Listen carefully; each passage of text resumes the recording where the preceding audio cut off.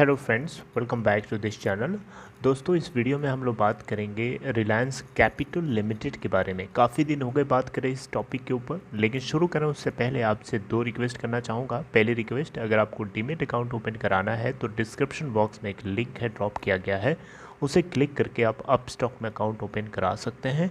दूसरी रिक्वेस्ट ये है कि अगर आप इस चैनल को फाइनेंस मार्केट को फर्स्ट टाइम देख रहे हैं तो सब्सक्राइब करके बेल आइकन को हिट कर लीजिए ताकि आपको किसी भी वीडियो की नोटिफिकेशन मिस ना हो।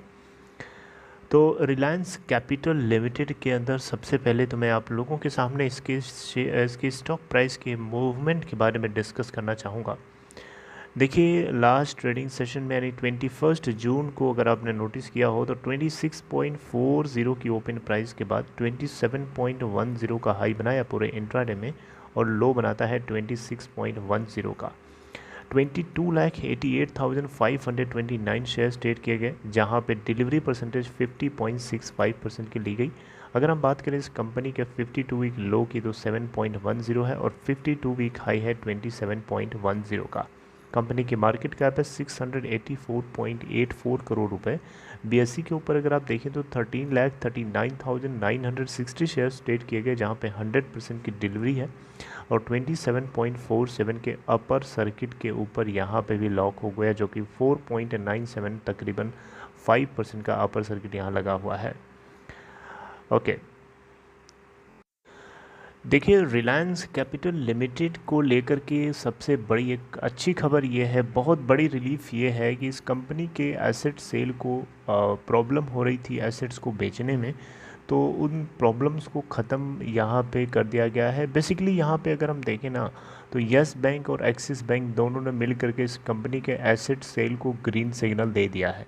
यानी इससे पहले इन दोनों कंपनीज़ ने, यानी यस बैंक लिमिटेड और एक्सिस बैंक दोनों ने इस कंपनी के एसेट सेल को रोक रखा था।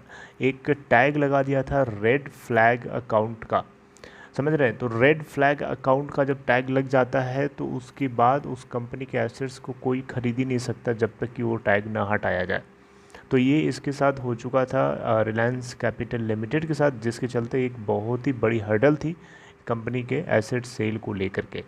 अब यहाँ पे इस टैग को हटा लिया गया है। आपको बताना चाहूँगा, यस बैंक लिमिटेड और एक्सिस बैंक, इन दोनों के साथ दोनों का मिला करके हम देखें तो इस कंपनी के पास टोटल डेट एक्सपोजर है 1575 करोड़ रुपए का, समझ रहे हैं। और ये Reliance Capital asset sale plans के यहाँ पे इन दोनों ने बेसिकली ऑब्जेक्ट किया था कि रिलायंस कैपिटल की एसेट सेल तब तक नहीं मटेरियलाइज हो सकती हैं जब तक कि ड्यूज़ पे कहीं नहीं कर दिए जाते।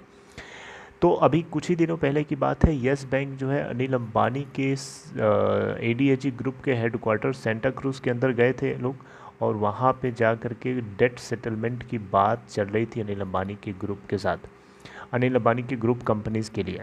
तो इसके अलावा यस बैंक जो है सिक्योर्ड डेट है, जिसका एक्सपोजर इस कंपनी में 987 करोड़ का, इन दोनों ने मिलकर के डेट सेटलमेंट की बात करी है। और ये एक बहुत बड़ी खबर है कि इस कंपनी के डेट कंपनी की जो एसेट सेल है उसके लिए जो सबसे बड़ी हर्डल थी वो रिमूव होती हुई नज़र आ रही है।